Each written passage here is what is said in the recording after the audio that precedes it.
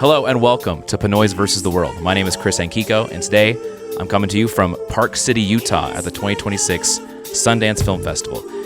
We've been out here for the past 6 days, walking around Main Street, going to events and lounges, meeting a lot of really interesting people who are in the filmmaking industry, media industry, and just people like us just kind of want to vibe out a little bit. And seeing Rob Lowe 5 times. We're definitely going to talk about that for sure. And also, obviously, just seeing a bunch of movies. So we're definitely going to get into all that real soon.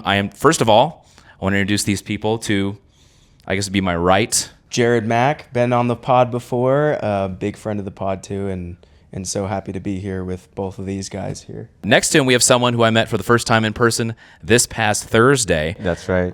Jared was kind enough to introduce us and rope him into this crazy Sundance trip here. He's a physical media collector. I am, which is incredible, and someone who just loves movies in general, and is someone who I'm glad to have become friends with during this trip. This is Ozzy. Ozzy, how you doing? Hi, nice to meet you. Yes, super excited to talk to you guys about Sundance, our perspective, our review of what happened, and just excited to talk and excited to be on the show. Nice. Alrighty. So now that we got to the intros out of the way, we do only have like a couple hours, maybe like an hour and change to do this, because we got to check out of this Airbnb. We are checking out at 11 a.m. What time is it right now? It's 9:25 in the morning. It's 9:25, and I'm looking around the room right now, and we still have things laying in different areas. So this is going to be a short and sweet one, which is a good switch up from our past couple pods that you've done with me. So especially you're especially one battle after another gets this guy going. Babylon gets this guy going. This is what we do around here. But we do not have the luxury of that amount of time today. But so like you said, we were recording this on the morning of January 27th, 2026. We've been here the past 6 nights as part of week 1 of the festival, which is premieres week. And notably, this is the last edition of the festival in Park City, Utah, which, as I think we'll talk about, is a shame. Because although it's sometimes, obviously it's cold here. It's been in like the single digits. Sometimes it get, in the teens. And logistically, it can be kind of tough when things are spread out and like you're looking for buses to get to these theaters. I think I can safely say that the pros outweigh the cons of being here. And this has been like a really, really like beautiful place. We'll definitely put up some B-roll that we've gotten throughout our trip. But aside from the movies, like Main Street itself is just quite a demon. Attraction for sure. It's quite a demon, especially like Saturday. I don't know if you guys want to go into some of the celebrities and stuff that we saw on Saturday that you guys can remember off the top of your head. Well, I think Park City has such a unique energy. It's kind of like, I was recently in Victoria, BC, and it's sort of like that, where it's like this iconic destination where you kind of just walk and unwind and explore the city. No snow this time, which was interesting. We were talking to a lot of locals, and it was unusual that there wasn't much snow. But it's just such a cool vibe, and we'll talk about all of the people that we saw on the street and whatnot. But you walk down Main Street and you have event here, you have party here, you have screenings at various theaters. All of the bars and the restaurants are popping. It was really cool. You feel like you're somewhere special, and everything, the industry feels really accessible when you're walking down and you're just kind of engulfed in the industry. Like these are A-list people in their respective fields that are all kind of congregating and enjoying one another. Yeah, to follow up on that, just get over the Park City topic. Let's talk about it. It's a wonderful space, wonderful area. And they've been doing this for over 35 years, and it's integrated with the city. It's in tandem where it's like Park City is Sundance, Sundance is Park City. So it's a great shame to see it go. And, we talked to many of the locals and many of the, loyalty members who've been here for 20 plus years, and they're sad to see it go, and they don't expect it to see it replicated the way it is in Park City to Boulder. So we'll see how that transpires next year. But for now, we had a great time. I think we can say consensus-wise, we had a great time. There's celebrity sightings, there's bar hopping, there's movie watching, we did a ton of stuff, and we'll get over it, but we'll talk about it. But And we were talking last night before going to sleep, how not a single person was optimistic about this moving to Boulder. So it's interesting. Like, people are very attached to Park City as the place for Sundance. And before every screening, first there's the Robert Redford tribute, which was amazing. And then there's sort of this introduction to this really brief history into Sundance, and they started off with, starting in the mountains of Utah. Yeah, it just really feels like it's an integral part of Park City. So, I'll never say never, but I think it'll take some time for it to really get settled in Boulder. To play devil's advocate, we were having a lot of issues, and everyone was at the festival with the wait list, getting tickets. A lot of the venues were a bit small compared to the amount of people that are here. And so maybe that's an improvement that can be made in Boulder, and, more access for more people. So just kind of sum it up, you can tell why people, love coming here and love just being in the space. There's like magic in the air. Like, it's no joke. Like, you walk around and you just feel the vibe and the joy and just the sense of just people love to be here. People are having a great time. People are networking. People are connecting with people.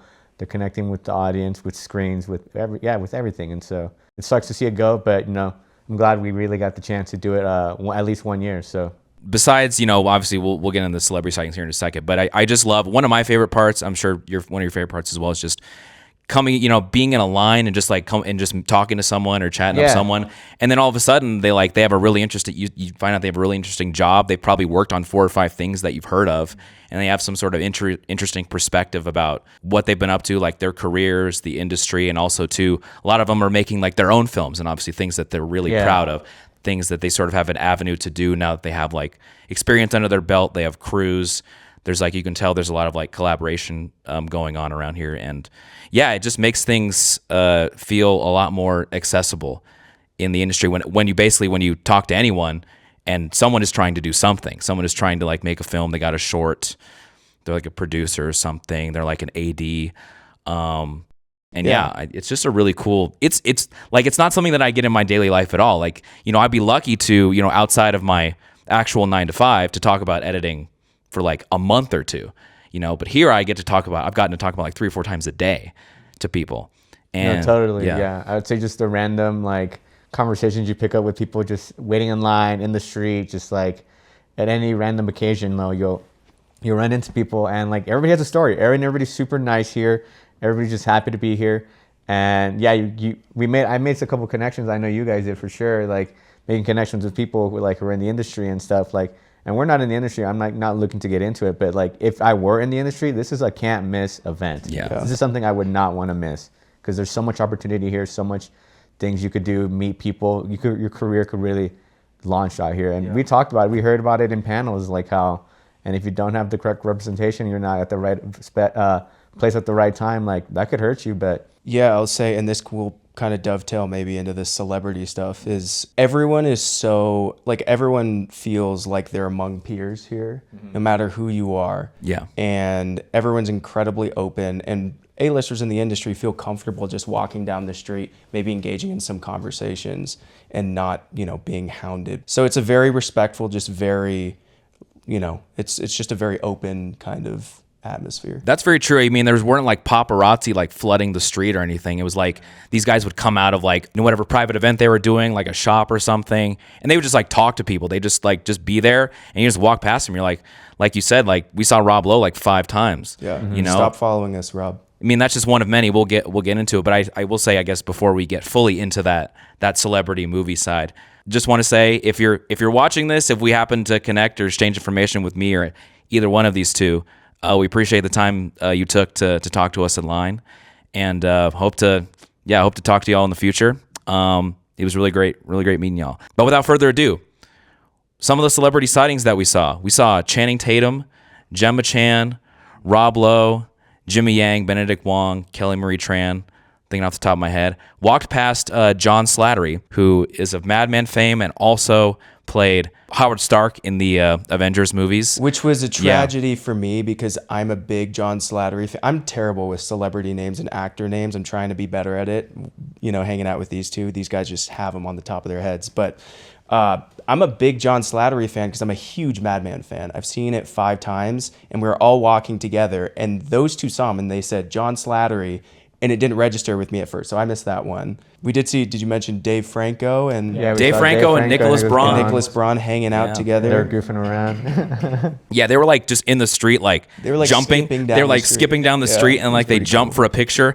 I think I got one video of them with their back turned, so maybe I'll show them there. I did not get their faces. Just believe me, that's what it was.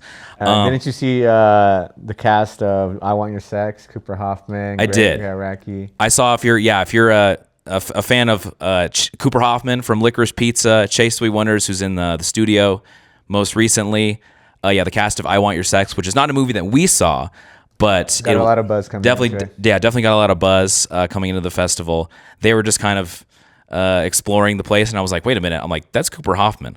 That's why that was my first celebrity sighting. Yeah. And then from there, it was just like, especially Saturday. You just see them walking around. They're just amongst you. They're just like, exactly. You're like, look here, look here, look there, look there. Which, yeah, and like, they're having a great time too. It doesn't feel like this press campaign necessarily that they're on. A lot of them are just there to support their peers. Like, these are their friends, and just hang out and have a good time. I mean, Park City does just such a great job in Sundance building venues for these people to hang out in. So I think one other example that I can think of is that we saw Ken Jeong multiple times. We saw Ken Jeong on consecutive nights in different theaters. And, there were obviously people coming up to him and taking pictures and stuff. But it wasn't like, it's not an environment where those people are getting like flooded, inundated with like people like just a giant mob or something that's like a Comic-Con or something. It feels like, celebrities are kind of part of the ambiance or just like the vibe of the place. I think they are guests here. Exactly. Yeah, that's true. I think that's probably a better way to put it than what I did. They are guests here, and like Ken Jeong wasn't even like in a movie. He was just there to like support, which was cool. And there are probably many other instances of that people saw, like just celebrities that were just around. They're like, oh, hey. Yeah, and we saw the dude from White Lotus. Albie from White Lotus. Albie from White Lotus, Billy Magnuson. That's right. When we saw the girl who plays America Chavez. Yeah, we saw her. Xochitl Gomez. We saw her just like on the shuttle. She was right there with us. Yeah. Yeah, I mean, like I said, they're everywhere. There are people too, I guess, but like they're just here having a good time as well. The one like sort of interactive experience we had with a celebrity director of some sort, we did like how would you describe, like a guided meditation with Chloe Zhao? Yeah, guided meditation, dream meditation. Dream meditate. Yeah, we woke up at what was it, like 6 a.m? To throw in some context here, the night before we were out late and we were drinking, and then we had this. It was like the ultimate whiplash of partying, and then we woke up at the butt crack of dawn to try and get in line for this Chloe Zhao group meditation in a yoga studio. So basically the most Chloe Zhao thing you've ever heard of, about what you would expect. And we were standing in that line for a good 2 hours before we got in. It was cold. This was the coldest, probably the coldest morning of being here. Yeah. Everyone was freezing, but it like the energy again was just so good. We were meeting people. Everybody was happy to be there. Everybody was connecting with people in line. Like we had multiple conversations with multiple people there, and a couple people that worked on some cool movies. Yeah, I've met some independent filmmakers. Just volunteers at Sundance, stuff like that. And it was great. We got there around 7:20. The event didn't start till 9, and you just saw the line grow behind us, like just exponentially, and it was kind of funny. But yeah, we did get in, and that was a really good experience as well. Yeah, it filled up super fast. I don't know how much B-roll we have of that because they were kind of more strict about phone usage. Yeah, I remember I attempted to take one picture that I think I'll put in. I saw that, and the guy was like behind me. He's like, "Nah, don't do that." He's like, "It's not the vibe for sure." It was not the vibe. It was definitely sort of like super intimate. Yeah, I don't like saying this, but you had to be there, type of thing. But it was definitely a very like unique experience, just like a group of people hanging out with Chloe Zhao and closing our eyes and cupping our hands together. Following the instructions of, I believe. The instructor was someone that was introduced to Chloe Zhao by Jesse Buckley. I believe that's how it was explained. I mean, what was the name? It wasn't like a classic Vipassana sort of mindfulness meditation. It was sort of, for me, it was sort of an exercise of presence where you can kind of feel and just experience and see what comes up and then kind of use that creatively somehow. But yeah, I mean, to give like sort of a picture is like we walk in and it was a yoga studio, but it's sort of like this warehouse. It was a large space. And then immediately, you know, if you've ever been to like a meditation group or anything, there's chairs in the back and then there's cushions in the front. Yoga mats. And so it's about half and half. So half of the people got to be, you know, were seated on the floor. Half the people were in chairs in the back. And then it was really nice. They had, you know, coffee, tea, and they had an altar in the middle where Chloe Zhou was sitting there guiding that him. That makes it sound very culty, but yeah. I mean, but that's just that's what it was. And then Kim was the one who was like in charge of the whole, you know, meditation stuff, and Chloe was the one just advocating for it. And yeah, she was very generous with her, you know, I mean, she's an Oscar-winning director, but now an Oscar-nominated director this year. And she's, you know, very much lowering herself to an equal playing field with everyone there. She was giving everyone space. They were taking Q&As. And I was lucky enough to see a seat in the very front on the floor. And so I was probably 10 feet away from Chloe Zhou for those 2 hours, which was pretty cool. We were just all trying to find spots, and I was like, whoa, where's Jared? There he is. He's right in front. That was wild. But yeah, I think the lack of ego there too was great. Like Chloe really felt like she was just like opening herself up to us as well, and just like the sense of ego in that room was just like non-existent. Everybody was just there, really open to the meditation class, and then we had a Q&A afterwards, and everybody was just sharing their experiences to her, and she was super.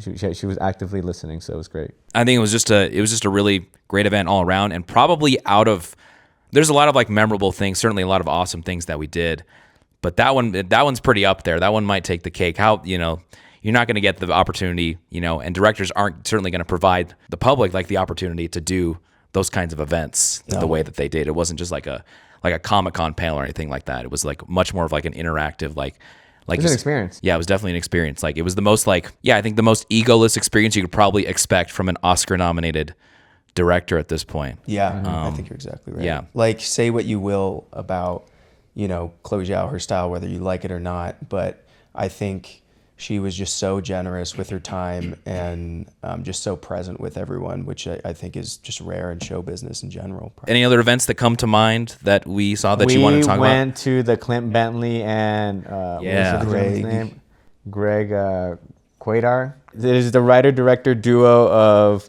Sing Sing and Train Dreams. Yeah. And they had like a master class on writing and just their process of writing. How, you know, we heard about how they met each other, just how long have they been collaborating for and stuff like that. And so it was a good time. Yeah, it was like an hour and a half.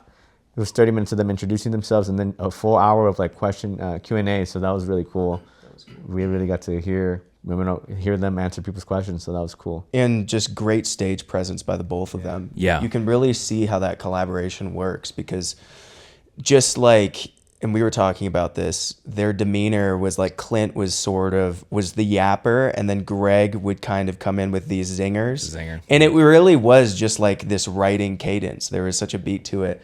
And they're hilarious. Again, like great stage presence and you know, again, we're really generous asking or answering the questions in the audience and giving some good insight into, you know, kind of their thought process in building Train Dreams and adapting it specifically from the book. Yeah, I mean, it also helped, I think, that there were other like screenwriters in the room. Yeah. And they were asking questions that were like pretty like specific. Yeah. Mm-hmm. And I feel like they tried their best to like answer them as specifically as they could, which obviously none of us are like professional screenwriters or anything like that, so it was interesting to like hear like, okay, like I write for like like these like, you know, serial TV shows, like how do I create stakes without a big action scenes. I thought that was very interesting, you know. I will just say the response to that question was so good. So someone was asking, Train Dreams is a very quiet movie. I'm right, they were saying like I'm writing something like very quiet. Exactly. How do I create stakes? And Clint's response there was, like, in our day-to-day lives, we have these stakes, right? Minuscule stakes, but stakes nonetheless. Whether it's checking out of the Airbnb at 11 when we haven't completely packed things up and we're shooting a podcast. Exactly. It's just about how you write those stakes in. But, like, those are your stakes right now. You know, it doesn't have to be this life or death situation to really kind of lose yourself in like the intensity of whatever's going on. Cinema cafes is what they were called, like these panels, and then also the Q&As after the movies. I'm sure we'll talk about a few of them when we get into the movies.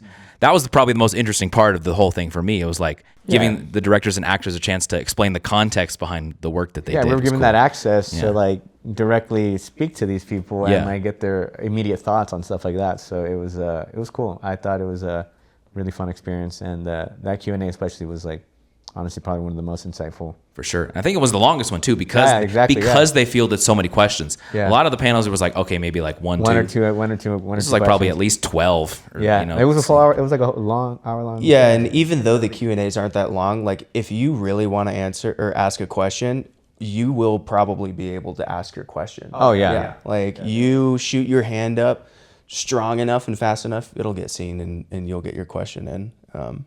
So yeah, that was cool. And I mean, all of the other events were cool too. Obviously, like all of these event spaces are sponsored by different sponsors, so by different companies. Yeah. So, Audible was one of the big sponsors. Adobe, United Airlines, Acura, Canon. United Airlines, Canon. So, and they created these great spaces, right? So like it's very again, this goes back to like the Park City thing, is you go up there and it's this sort of mountain cabin alpine feel in there, right? There's a lot of wood. You're kind of stomping up these stairs with everyone and you're just hanging out in sort of this cabin kind of atmosphere. It was very cool. Yeah. Also, when you're in line and waiting for seats, that is the time where you just get to like chat with people and and that's fair. That's always, again, like we talked about before, is a really, really cool experience. Also in the Cinema Cafe, I don't think you guys saw this one, but Ava DuVernay. I thought that was interesting. Just hearing about her. I didn't realize that like before she was a director, she was like a publicist for Sundance for years and years. She apparently didn't like direct anything until she was 32 years old, which I had no idea. So like it was basically she was just kind of exposed to the PR, the publicist part of it. She apparently had her own agency and then like dropped it to like pursue actually getting a film into the festival. Wow. Which I thought was so interesting. And just kind of hearing about like her story was I didn't really know much about Ava DuVernay. I've seen Selma, I've seen 13th, but other than that, I don't really know too much about her. But it was interesting to hear her perspective on things. Someone asked about like her writing process, and she made it very clear that she has written everything she's ever done, but A Wrinkle in Time for Disney. That was a very funny part to me because that movie is not the best, but it was funny that she said like A Wrinkle in Time for Disney. I just thought that was funny. Yeah, another cool panel we went to, I think I really enjoyed and got a lot of insight out of it, was we went to the cinematographers panel in the Canon event space, and we actually got these cool beanies free. Free beanies. Yeah. Show the Sundance, please. Yeah, Sundance. But anyways, it was cool. There was like they showed us the process of being a cinematographer and getting representation, getting a publicist, getting put on like editorials on like journals, and just like a first overall like experience as a cinematographer. I forgot the gentleman's name, but he shot VHS. That's the one I took. Like I've seen VHS. That's a good movie. But yeah, he shot VHS, and he just got through his experience how he came to Sundance 3 times, and like it took the 3rd time for him to get for his career actually to launch. These movies were like highly anticipated movies. I think one of them won the grand prize as best movie, and he nothing happened to him after that because he didn't come prepared. He didn't have a publicist to put his name out there. He didn't have an agent to get him into these rooms and stuff like that. So I thought it was cool and to hear that about it. And from my background, I'm in music, so I make music and stuff like that. And so I just related to that, just being in the right room at the right time and networking like that. So getting in American cinematographer, because that was two of the people that were on the panel, was being in the trades is a big deal for these people, and I just didn't realize how big it was until I didn't even know cinematographers had agents. That's the thing. Representation for cinematographers is a new thing. Well, they were saying everybody if you're a technician, if you're this, you need an agent, you need representation, you need a publicist. It was very interesting. I didn't know. I didn't know you needed to go through all those steps. And then they're very insistent on if you message someone and they respond, follow up with them with. Which is great for anywhere. Reels, which is good for anything, yeah. If you want a connection, hey, be personable, just don't ask what you want first, be their friend. And so, yeah. Exactly. Jared, what about you? Any other events that kind of stood out to you before we move on to the movies? You got time. I find can the edit. clarity through the through the drunken haze of us walking. We went to the United one briefly. The United one was great. It was like creative storytelling with like these people I've actually never met, but I don't even know who they are, but they're in the industry, and they had some cool insight. They had some cool insight on their workflow and just like how their processes work every day, what they do to like make time for themselves. Like some person said they write for 3 hours a day. Doesn't matter what they're doing, just 3 hours a day. They don't even have to like finish what they're writing the next time. They just like get it out, and it's just an exercise they do. So yeah, I thought that was a great panel. What's interesting is like, you know, everyone has their own process, but I think you really have to find your own creative process. There's no right or wrong. There's no one size fits all, and so, you know, a writer, a director can give you their own, you know, way of going about things. I write for 4 hours, or I'll write at least 4 pages a day and do this and that and this and that. For some people, it might be procrastinating for 5 days, and on the 6th day writing a page, and on the 7th day writing 20 pages. Or maybe it's 2 weeks of procrastination, and it's finally just vomiting a bunch of words out. So I thought that was very cool, just to hear from everyone and see how everyone kind of sees everything.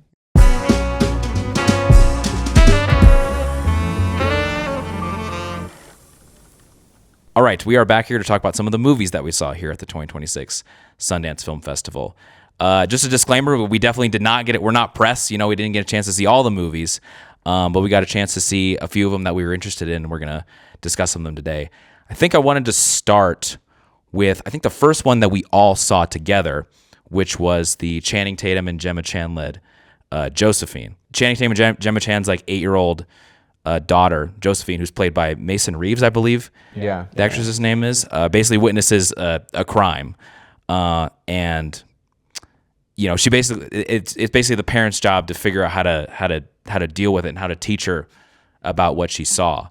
And that was it was a great movie. I think it was the opening scene of the movie, again, we're not going to get too much into the actual like spoiler territory of the movie, because who knows when this thing is going to come out, or like how that's going to. I'll get into it. Yeah, like I'll just personally say I think this was my favorite film of the festival that we saw, and yeah, like as you were saying, like this 8-year-old, they like just the beginning, they like her and her dad are exercising, they're going on a run, and she witnesses this like horrific crime and like take place, and so the rest of the movie is just how she's dealing with it, how her parents are dealing with it, how like people in the school and everything like are affected by it, how like, you know, the victim is affected by it and everything. And so it was an interesting way to start our morning. Yeah, I was about to say that was my next point. It was an interesting way to start it's interesting we didn't watch at 8:30 in the morning, you know, but it was cool, and it left an impact on me. And another thing too, like the writer director of the movie, I forgot her name. Beth De Araujo, I believe. Yeah, so this is based on a true story on her life, and she was the actual one who experiences and witnessed these crimes.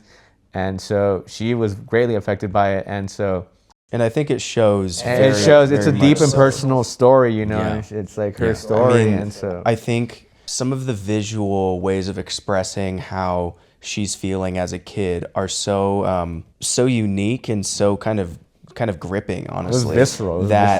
It was very visceral. That you can tell that this was written from lived experience rather than just, you know, a writer trying to get in the mind of someone who had gone through something like that. So that was really, really moving. And I mean, we can talk about the Q&A at the end, but, you know, obviously she comes out, she brings out the cast. So Channing Tatum, Gemma Chan, and Mason Reeves. And, you know, she started breaking down at the end, just talking about these events still. So yeah, I mean, that was really just an incredible Q&A, incredible movie. Like we were saying, like this big scene happens very early on, and the rest of the movie is basically just damage control and these characters grappling with this, and you learn just as much about Mason Reeves' character as I thought you did like a Channing Tatum in that movie. Tatum and Gemma Chan, you know, who's maybe, you know, all of these characters really play off of each other so well, and I was really impressed by Channing Tatum's performance. I went in somewhat skeptical of his performance, but I thought he did an amazing job, and so did Mason Reeves. Apparently, Mason Reeves was cast because the director was in the farmers market in San Francisco. And also like takes place in San Francisco. Big love letter to San Francisco. Yeah. And and Mason Reeves is just kind of playing, and the director sees her and goes up to her mom and asks, like, is this your, where she goes up to Mason Reeves, says, where's your mom? Because she just felt like this could be the character, and who ended up, just doing an incredible job. Yeah, and she portrayed the role. is apparently getting pitched on new roles. So. Yeah, like on an action movie. Apparently, she was like, the night. She's like, the night before, my mom got an email about an action movie, and everyone was like, yeah, let's go. But no, she has a great performance, and I think combined, with how young she is, and like also just the direction of it, I'm sure is like they do a great job of like showing that she is traumatized by the crime, but she doesn't know how to like fully express like what she's feeling. And there's like certain like visual devices, like basically the frequency at which like she sees the dude like in her head. I think that's just one thing I thought that was so interesting. It's like, yeah, you're not going to explicitly say everything, especially at that age, but it's always going to be in your head, like in your dreams or like in your nightmares sort of. And I thought that was like an interesting way to like, where it didn't have to get like, I'm sure like budgetary restrictions are there. You just put the person in the room doing stuff, and that's enough. And that kind of, I think we talked about it, that kind of grew on me, I will say. Like I wasn't quite sure how it was working at the beginning, but as the thing kept going on, you see how much like psychological damage this is doing to like her and everyone else. I thought that device like worked. That like that reminder of what she saw is like always around. It was the elephant in the room. It was the elephant in the room. That's a great way to put it. I will just say, I think what was so important about this movie was just how graphic this scene was. Like, yes, it was truly the most graphic. It was the most graphic thing I've ever seen on screen, and I thought that was such a bold choice to show this entire sequence of this crime.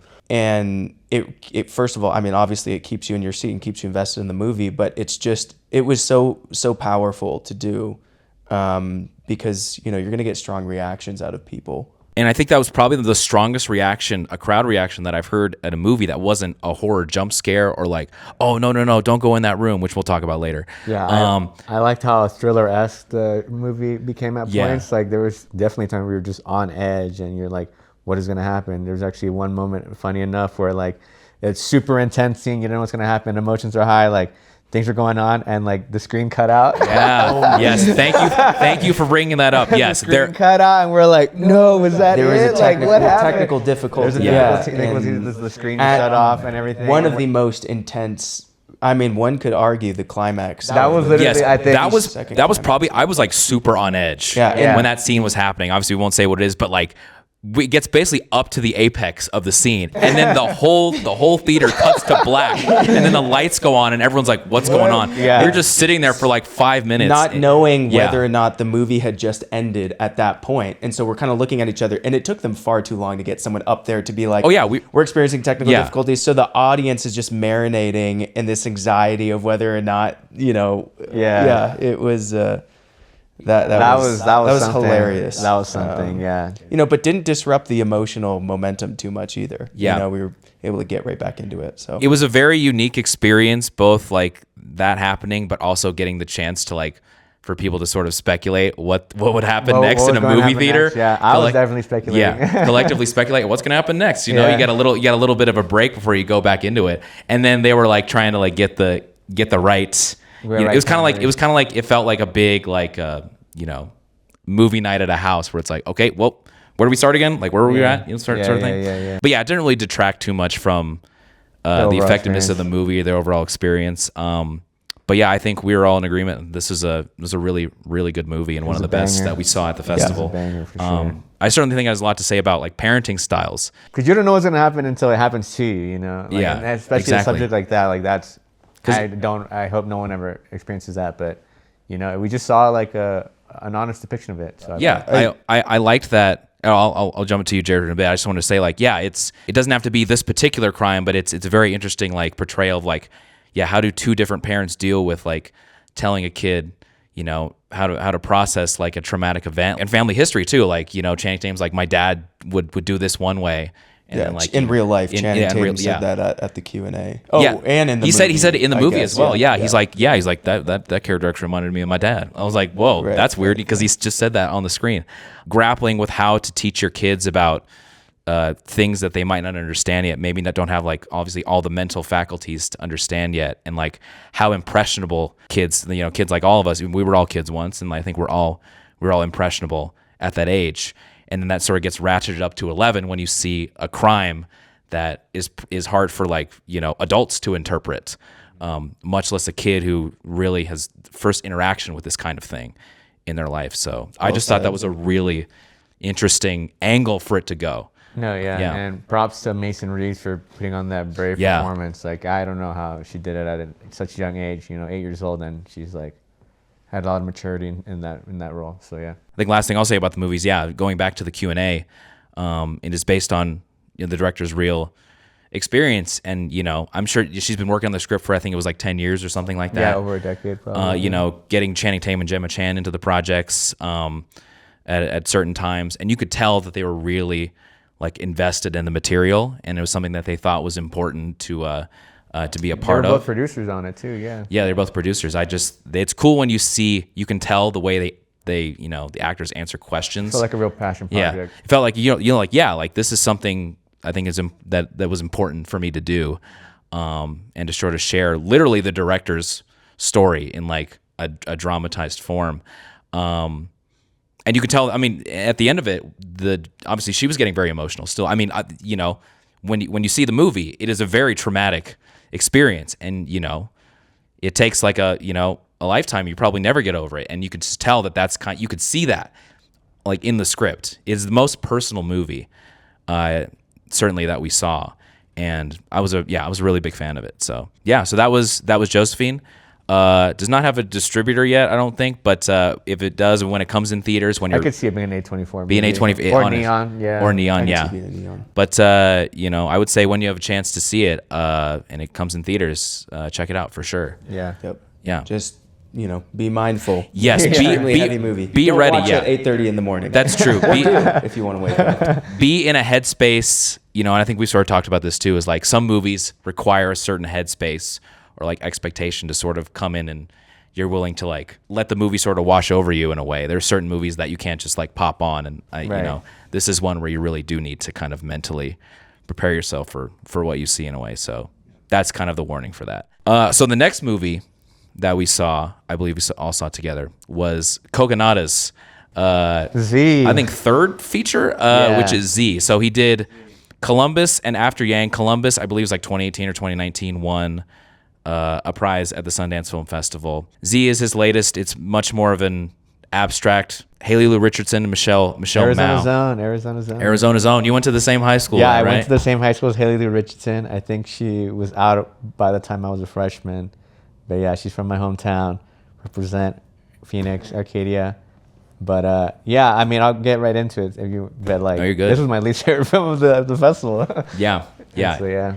Haley Lou, just to bring back to her one more time, she was sitting like 10 feet away from us. Yeah, she was right in front of us. That was wild. I was like, because I've seen her, and she's been in Columbus, she's been in The White Lotus, Edge of 17. Oh, I didn't know that she was in Columbus, but I guess that makes. I haven't seen Columbus. Yeah. So. Oh no, yeah. Her and I was probably apparent from the Q&A as well, but her and Kogonada have been like working together for a long time. Yeah, they've been collaborators before. Yeah. And you can tell that they really have like mutual respect for one another, especially in it's like every time I talk to this dude, he's like makes me see something different about the world. You can just tell there's like a mentor-mentee kind of like you can tell there's kind of mutual respect there, but in terms of the overall like context of the movie, as we learned in the Q&A, they sort of filmed it in 3 weeks. They didn't have.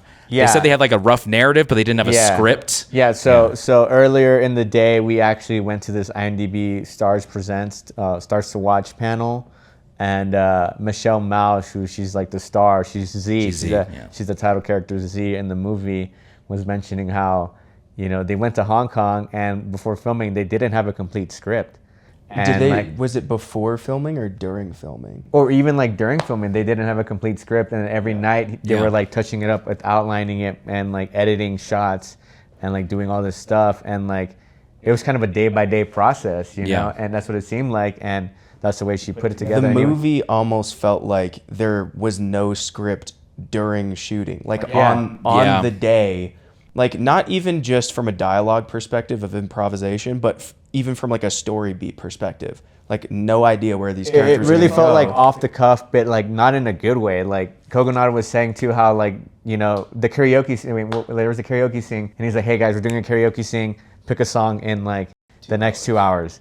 And then they shot that. Yeah. And it's like, what? But yeah, and like for me, it's like, I don't know, like I'll preface everything I'll say with, I have a lot of respect for auteur filmmaking, doing something avant-garde, doing something bold and new, and like really letting your actors kind of free flow. But that doesn't mean I should be grading it on this massive curve. And I think that was my biggest issue with it. Like, I mean, I had said, you know, is my least favorite cinematic experience since Emilia Perez. And that's really saying something. Which like sounds tongue in cheek, but it's actually true. Like the story made absolutely no sense. I couldn't even summarize the story to you. Like this girl gets a tumor and like. Well, no, we don't even know she has a tumor. Exactly. Yeah, and like you know, obviously we don't want to give every piece of it away, but like there's no one specific theme in the movie, and you know maybe you don't have to have specific themes, but it really was like jumping into a 5th year theater class and listening to people improv, like, which is interesting, but it does not make for a good cinematic experience. And I kind of felt the same thing. Like, I think I was talking to someone in one of the lines about this. It's like the experience of making the film and like the quality of it, you know, maybe they match up most of the time, but sometimes maybe they don't. You could tell that the crew of this film was like really into, you know, it was super minimal too. Super minimal. Like what? Yeah, it was. The entire crew was up there at the Q&A. Eight people total. They shot in October, and it was a 3-week shoot. And I mean, obviously, right now it's, you know, late January, and so, I mean, yeah, it was in that sense, it was incredibly impressive. Like much respect for the hustle and everything. Yeah, yeah. But again, I mean, I won't grade on a curve because of that personally, and I feel like personally, I just put so much weight on narrative. And there was just absolutely no sensible narrative. And I will also say, I didn't like the performances either. I did not think they were great. I didn't think, what's the lead's name? Michelle Mao. I didn't think she could really cry on camera and give me a convincing cry. There's a lot of hand wiping, but not a lot of tears until maybe the very end. Another thing for me that took me out of it too is like just the costume department, I guess. Yeah, that's they true. Were the costume. Yeah, I was about to say, yeah. They were the costume department. Yeah, like Haley Lou Richardson was in this wig, and it took me out of it because it was really bad. It was noticeably bad. You had said the wig is a character in itself, and it wasn't a great character. It was bad. It looked awful, and so she was in that movie. She was in that wig like 95% of the film, and so it's just like we mentioned this too, not to spoil it. She mentions that she's a dancer and stuff, and then some scenes, Haley Lou Richardson's actually dancing, and like I'm not being critical or anything, but it's just it wasn't good dancing. Like you didn't feel, like. I think the problem was that she's explained like, oh, I was trying to be a professional dancer in New York, you know. I've been doing it for years since I've been growing up. You know? No wonder she moved back to Hong Kong. And she was like, I tried to be a dancer, but it didn't work out. No one would hire me. And then you see her dancing, and I'm like, whoa, like that's not good. Yeah, it was so bad. And then after it disappeared from the screen, I was like, thank God. I was like, I hope they never put that back on screen. And then literally they take that exact same clip and they throw it again later in the film. Like another thing for me too is just like the runtime of the movie was like 90 minutes or something like that. Felt like 4 hours. And it felt like over 2 hours, over 2.5 hours. Like it was a slog. Like I don't know, it just was not an enjoyable experience. And like I felt bad because like I did come in with high expectations. Was really excited to see this movie. We went to the premiere with that elevated like atmosphere, and then you know everybody was in the crowd, and then like. There weren't many applauses when the scream ended, so like I felt bad, but I was like, dude, this. I mean, some people loved it though. It did get. Yeah, I mean, it did get some good reviews, and I think there's a lot of Kogonada stands in there that were excited to see it. But I mean, Ozzy and I looked at each other right after, and I was trying to contain my laughter because I thought everyone had the same perception as I did of like. This is going to be an awkward Q&A because we had one of those earlier in the week. And, And man, those are hard to get through for sure. I think regardless of whether like people liked it or not, you could tell they sort of leaned into like the pride of just having completed the project in the first place.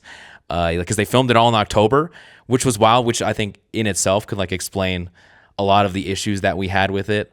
And just like the short shooting time, and also the fact that they talked about if they got a take and they didn't like it, they're just like, come back tomorrow. We're gonna come back tomorrow. It was very just like super guerrilla, and it was just, you know, they were just like film it, and just like limited crew, 3 actors, and just trying to see what they could get. I think probably the strongest parts of the movie for me when it's just kind of like the set to the music. I was at Sakamoto's music. Travel vlog, I don't want that to sound like demeaning at all. It was my favorite character in the movie. The cinematography was... My favorite character in the movie was Hong Kong. Yeah, the city of Hong Kong looked incredible. Hong Kong on this end, Haley Richardson's wig on the other end. Yeah. Yeah. When it actually really becomes more abstract and it's like dialogueless, that was actually my favorite parts of the thing. And I was kind of when they weren't speaking. If they had cut all of the dialogue out of the movie, I would have liked it a lot more. Yeah. Or if they just made it a 17-minute short film.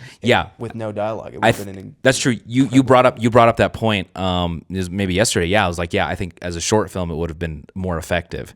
And I would agree. And I think it also comes down to like the context of it. Like when you go into like the Sundance Film Festival, you're an acclaimed director. There's like people behind you. You're making a 90-minute feature. You're sort of expecting a level of like narrative cohesion or just some sort of like, you know, at least for us, like just some sort of understanding of what it's about. If you put that like on YouTube, it's like incredible. You know, as a 17-minute short film where you cut out a lot of the dialogue and it's just more of like the vibes, it's like, it's great. But like, I think, you know, ballooning that out to 90 minutes is just something that I don't think worked for really any of us in there. But, you know, if you're a Kogonada fan, I mean, certainly give it a try for yourself and see what you think. But yeah, just at least in our opinions, it obviously wasn't our favorite of the festival. So we just got a couple more movies left to talk about as a trio here. And we just wanted to briefly touch on the third movie we saw, which is Andrew Stanton, the director of WALL-E, In the Blink of an Eye. And it's like a trip. Do they call it triptych? Is that what it is? Like just like the 3 stories. It was 3 simultaneous stories in different time periods, and they would cut in between all 3 of them. And like at the I guess I won't spoil it, but they're connected in some way. And it was a cool narrative way to tell a story, I thought. You know, for me, like the aesthetic of the movie isn't normally my style, and you can kind of tell that it is a Disney Plus movie in a way. Yeah. But it felt like a studio back film. It was such a refreshing message for me. I mean, I think like especially now we're so inundated by these like bleak stories every single day, and there's a lot of conflict, but this one really had this optimistic sort of love letter to humanity type of feel to it, which I really appreciated, and I think is actually like a good perspective to have. I don't think it was, you know, there are parts of the movie that I could have probably done without, but I thought it was a, you know, a hopeful movie, which I thought was really nice and well written. The writer, was it Colby Day? Is that his last name? I follow him on Instagram. Okay. Colby something. Yeah. You know, did an amazing job just, you know, putting together this script and like the structure of it was really well built. It almost was like a novel in how some of the threads kind of continued throughout the movie, and there's some nice bookend to it. Yeah, like I mentioned previously, it was like the three timelines where it was like the prehistoric era, Neanderthal era, present day, and then like I think it was like 2400. Yeah, 2400. Something. Yeah, like just deep future, and so. It was cool. Like they definitely had the budget to back it up and everything, and the film was shot beautifully. It was scored by Thomas Newman, and the soundtrack really was good, great. Really good. The soundtrack was really an important part of the movie because it really was the glue that kept all of the emotional beats together from each timeline. So you could go from the Neanderthal era into sort of the present day, and you could still feel that emotional weight because the music is still playing through all of the cuts. I don't know. I thought it was... Yeah, and some audio would bleed in too, you know? Yeah.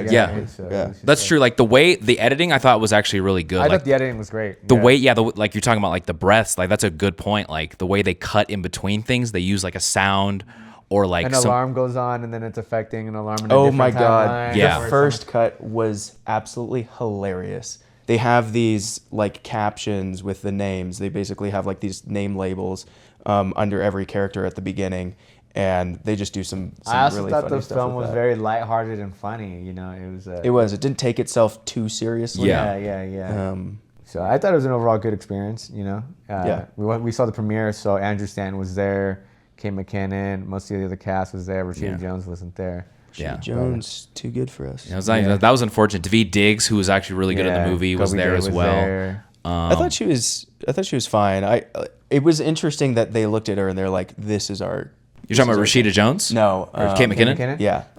Yeah. She was an interesting choice. Well, yeah, she's mainly comedic actress, yeah. and she was playing like I would say, pretty serious role, semi-serious. Like it wasn't like the most dramatic stuff ever, but yeah. I think that's what we really got to say about the Blink of an Eye. I think it comes out pretty soon, in like a later. month. Yeah, like next month. Yeah, like next month on Disney Plus. So you will this one out of the movies that we talk about, I'm pretty confident in saying you'll be able to see the earliest. Yeah, it was a packed house in there too. It was a very It the was. line was It going was. just hooking out of the Park City High School was, and shout out to that theater. That's like a 1,300 seat theater. That was wild. Yeah. So yeah, that's in the blink of an eye. Those are our thoughts on that. But we are in a bit of a rush here, so we're gonna get to our last movie, which we saw right after In the Blink. So for context Yes. here, In the Blink is playing. They're hitting the Q&A, and Ozzy and Chris and I are looking at each other like, I think we got to go. We gotta go. Yeah, we gotta go. And so we jumped out of our seats, stepped over people. I'm sure they love that. And then immediately got to Leviticus. Yes, Yeah. it is the Australian horror film.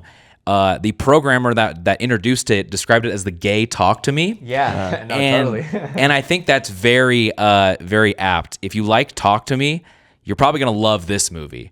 It is basically kind of the brief logline description is that these two teenage boys who are sort of into each other, they're like a curse sort of happens on them, and the only kind of the way it manifests is through like seeing each other. And so through their connection, through their connection, like their The love for each other. objects of their lust becomes their, I don't want to say Biggest ghost, nightmare. but their demon. Their demon, Their biggest basically, nightmare, which yeah. is out to get them. And like they're cursed through this very like religious perspective, which I Yeah. thought was so well written. And just like the chemistry between the two actors was incredible. The performances were amazing. Yeah. For those, I've never seen those guys on screen before. No, No, the lead- those are like fines. Yeah. The lead is also in Talk to Me, actually. Oh, really? Yeah, he's one of the other characters. Yeah. Interesting. Oh, sweet. Yeah, he Haven't is. seen it. Yeah, so it's kind of the connecting Oh, okay. thread between the two of them. Interesting. Yeah, for me, like I was saying this, when I read a couple of reviews saying like this is like a classic A24 horror movie, and that's what it is. Like it really just feels and looks like a movie A24 should probably put out because it'd probably be a hit.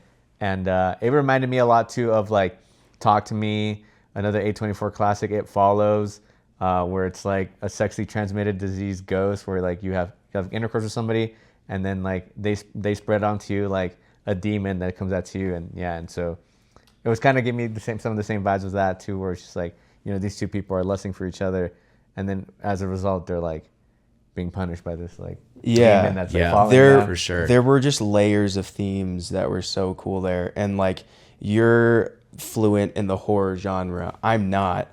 And Yeah. I'm generally skeptical and cynical when it comes to horror movies because I feel like they're so hit or miss. But this I can confidently say was one of my favorite horrors of all time. I was so impressed how the director pressed all of the right buttons too. Like every sort of beat and every emotional beat cascaded into the next. There are scenes that really set up scenes way down the line so that you're scared shitless. Yeah. I remember the first jump scare was probably the best jump scare I've ever seen in my life. There was an audible holy fuck that came out of me. Involuntary. I think for the whole theater, it took probably like 45 seconds to a minute for everyone to like really calm Settle down back. It was and cool. settle back into the A movie. couple more things too, like this is from a first-time director and writer, so this is his first So film impressive. ever, and Yeah. so super impressive. And I think too, like, I mean, I think right now we're like in the golden age of horror movies. Like, there's been so many great horror movies coming out every year. You know, Talk to Me just came out a couple years ago. That's a big hit. There's just a ton of stuff coming out right now. This is no exception. This is a really great movie, great fun. Like, this was my most fun experience at the theater. Like, we were in a packed crowd, and the crowd was into it. The crowd was like, Midnight reacting showing. to Yes. everything. Like, it was a fun time. And when Jared's talking, like, the jump scare, like, it got everybody. Like, everybody was just like, ah! Like, Yeah. it was a really fun experience. It was incredible. I really enjoyed it, and I thought that was cool. Absolutely. Also, shout out to the Park City Library Theater. They got mad concessions, They crazy got mad- concessions. They got turkey soup or Turkey chili. Turkey Turkey chili. Yeah, that's chili. what even Turkey better. chili. Turkey chili. Yeah. Breakfast burrito. Out of carne asada breakfast burrito. Yeah. Cold, but still good. Needed that sustenance for sure. But it was like so like well fully stocked, and you could tell everyone was Yeah. just like really happy to be there. It was just a great, that theater in particular. We went to three theaters. But probably Park City Library is like vibes wise was the Yeah. best. The crowds we went were to more. 4. We went to 4. We went to 4 different Yeah, because ones. we did Redstone as well. We did Redstone as well. That's true. Like, it's more of the megaplex, more like the traditional theater. But I think probably the library is my favorite, just because of like, the options of food. That was my and- favorite experience. Yeah, That and was the my general favorite movie experience. that we exactly. Yeah, no, for sure. Like just the general vibe. Like I think the two movies we saw at the theater, the crowd was easily the most into it out of any of the theaters. It was not even close. So shout out to the Park City Library. But And I think that it being a midnight screening too kind of really fueled this energy of, Yeah. Yeah. you're strapped in with, it's like a slumber party with these people Yes. watching Give it- this put it- movie. Tuck in. Yeah. And I have to say, the visuals of the movie I thought were incredible too. The feel, the look, the color grading of the movie was really impressive. Fire was this constant motif in the movie. Yes. That's sort of sprinkled throughout, and obviously like it's a big part of the plot as well.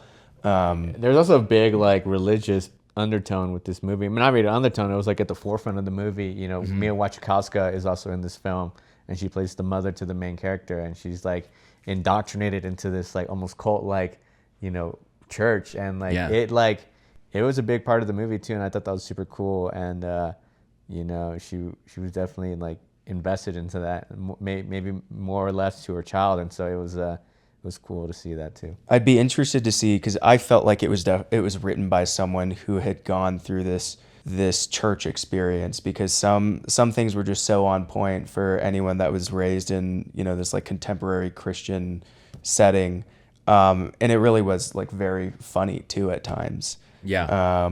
Yeah. The blend of horror comedy is like actually kind of insane. Like, it's able to just like transition from one to the other so well. A lot too. Like Weapons last year was Yeah. like, I thought that movie was really funny too, and like it was a pretty horrific movie as well. I think just one last part about the crowd is that, when you really get into the meat of the movie, into the suspense of the movie, when they start like seeing stuff, crowd was going like, no, Yeah, please, no. please, no, don't I do definitely that. was doing that too. Yeah. I was like, oh, don't do that, don't do it. And I think that was the mark for me. I think that was the most theater engagement that I have experienced in a 100%. movie in a long time, in a really long time.